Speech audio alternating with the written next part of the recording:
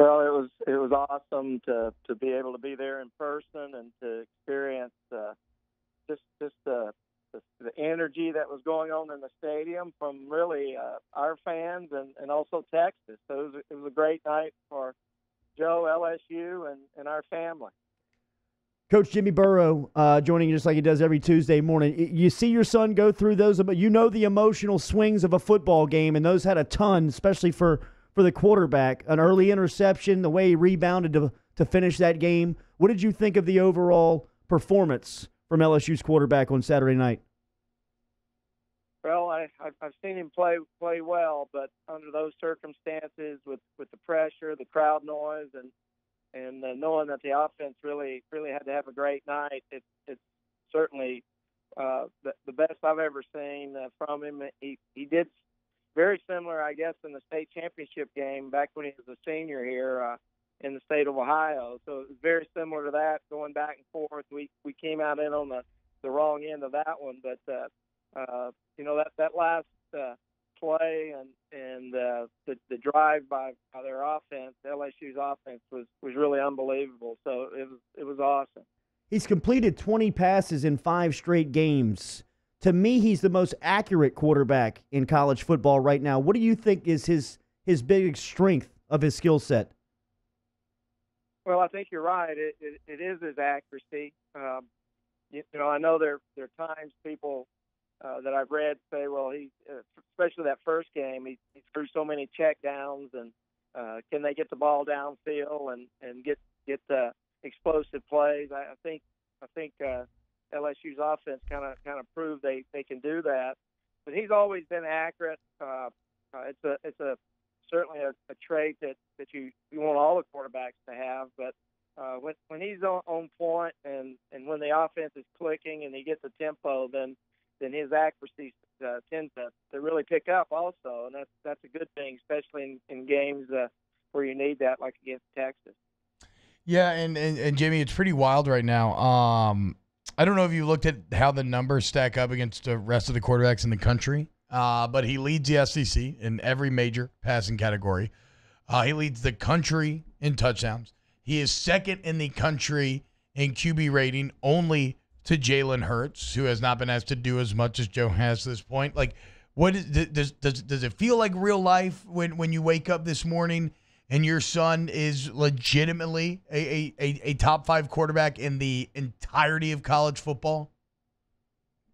It's a good feeling, and I saw, and I certainly agree. Joe says, hey, that's only 2 games. We haven't even gotten into the SEC play, so there's a long road ahead, but Joe and their offense is moving in the right direction.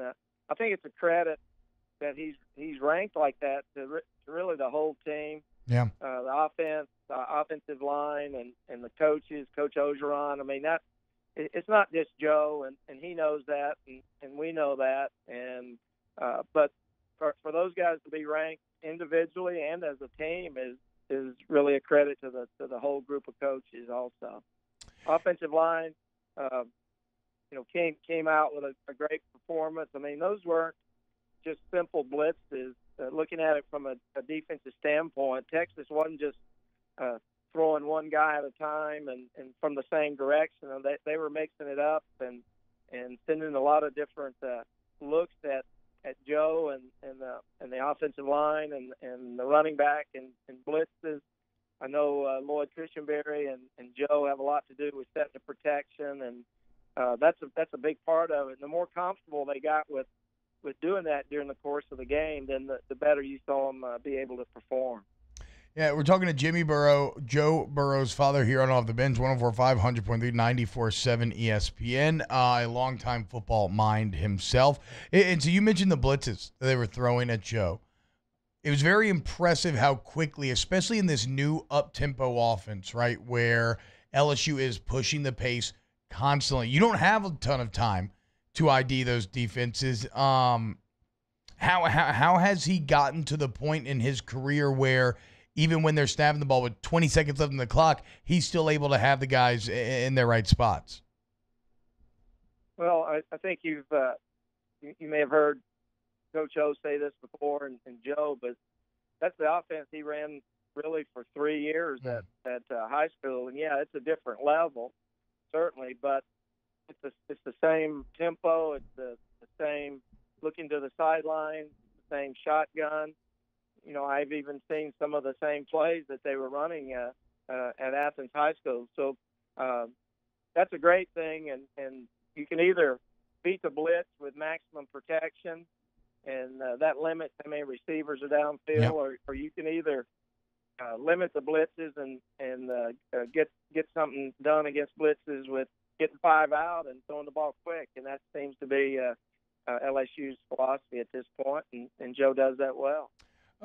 Jimmy, our guy Brody Miller from The Athletic had a really great article on Joe, and in it, he kind of explores the Burrow it factor. And why I say the Burrow it factor is because in the article he talks about Joe's brother and how he had his best games against the bigger opponents. And even back in your day, you said you turn on. What is it like? Do y'all just have a natural kind of inherent confidence when it comes to these big moments? Well, I don't know the answer to that question. I mean, why are you such a stud? Well, Joe takes it to another level, but Jamie did. I think he was a National Player of the Week and Big 12 Player of the Week when we played. I'm sure. I think Oklahoma, maybe another game or two, and so I don't know. You play at a place like Nebraska, and you play at a place like LSU, and you get in those big games, and you just feel good about yourself. If you're confident, you feel good about your team and your teammates on both sides of the ball, and your ability to make big plays. And that's what Joe seems to be doing right now. He has so much confidence in the guys on offense right now. I mean, he did last year too, but this year that confidence seems to be at another level. And when you do that, it just helps you play as best as you can in big games also. Coach, the drive before halftime is one of the best offensive drives that LSU's seen in the last decade. I mean, the 3 passes, the out route to Chase, the crosser to Jefferson, and the back shoulder to Jefferson in the back of the end zone, and him standing there and just, I mean, his confidence boiling over to his teammates and then walking to the sideline. I mean, right now as I speak of it, I've got chills. I mean, it was a defining moment outside of that 3rd and 17 pickup at the end of the game. Coach, I got one for you from a defensive standpoint. You've been in the game for over 50 years on that side of the ball. When you have an offense on the other side that runs this up-tempo attack and is as efficient as LSU can be, scoring in 3 plays like they are, what's the mentality as a defensive coordinator? Because it looks like Aranda and his side are trying to catch up and maybe keep up with that side. Well, here at Ohio University, we went to that spread offense several years ago when we got to Ohio University, and Frank Solich, as you know, was a high formation offensive coach, and it took a lot to get used to, and you just have to be ready to defend more plays and not be on the sideline quite as much. I think our defense had maybe 93 plays the other night, and it's wearing on you, and it's just something you have to get used to, and I'm sure Coach Aranda and the defensive staff and the players are going to adapt to it, but it's not something that you can really practice. I mean, I know the offense practices every day on the 2-minute and things like that, but you know, you're not going to practice a 17 play drive or 93 plays or anything like that. So it's tough, but you know that they'll work it out, and there's a lot of great players on there. You got to credit Texas and their offense. I mean, they got a great offense. I know we're all impressed with their quarterback. He's one of the best and such a competitor. I know Joe was really impressed with you know, his performance also at Sam's at Texas. But as I said, they'll get it down and they'll bounce back and play well from here on out, in my opinion. Coach Burrow joining us here just like he does every Tuesday morning here off the bench, 104.5 ESPN Baton Rouge, over on ESPN New Orleans and ESPN Alexandria. How much did you get feedback from around your friends and around the country of you shooting the horns down on national television? Let's go. Well, a lot. Really, it's kind of funny because the week before, I think my son Jamie had put out something on Twitter, and I'd seen it. And I just said, "Hey, Jamie, you shouldn't." I didn't think that was something he should have thrown out there. He actually, and it got attributed to me. And I said, I wouldn't do anything like that, Jamie. And he put out it wasn't his dad, and he took deleted the tweet, and then he sees me do that, and he gives me a real hard time. But that's not something really I probably felt good about. But Right. Hey, I was a parent, I was a fan, Yeah, man. and I got caught up in it, and that's just college football at its best, I guess. Yeah, man. Hey, do not apologize. No, don't they fired apologize. a cannon through Burrow's jersey before the game. Absolutely. That's what makes college football so much fun. And look, T-Bob was asking you where he gets that confidence from and making those big plays. We also see where he gets that mouth from a little bit, where you get that little bit of that swagger from. Maybe I did send him.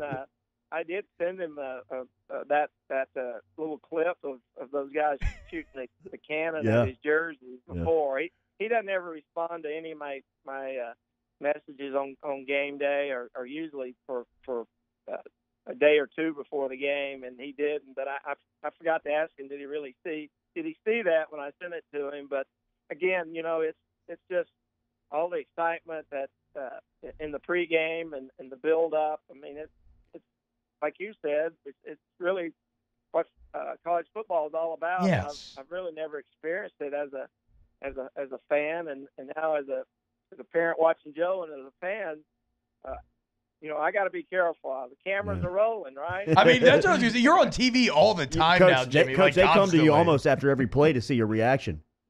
Well, I guess that maybe I got to hide. They seem to always find out.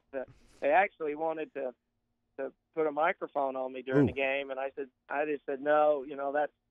That's too much. That's too much. You can't do that. There's enough attention.